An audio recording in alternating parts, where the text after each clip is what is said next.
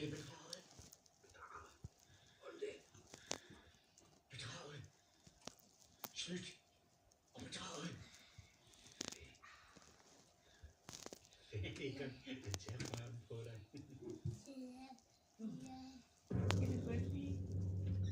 Nej, jeg vil ikke. Jeg har taget den gamle dame 7 gange. Du må prøve på at få hende til at forstå, at den omstændighed er en fremmed handling, og tilfælde for samleje med hendes ægehul, musse, ikke er svært for kriminalpolitiet.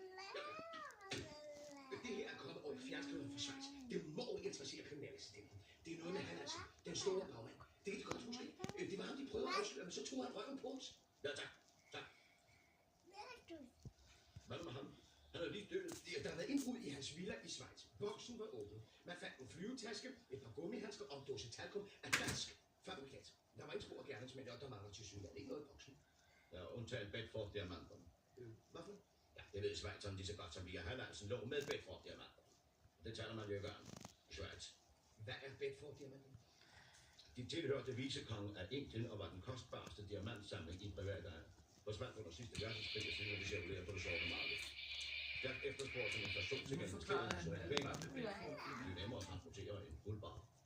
Hallandsen har snudt at vekselere, børsspekulanter, investerer alle deres sorte penge i Bedford-diamanter på korset. Så bliver Hallandsen pludselig, det er så stærkt. Det lægger til, hvad det er.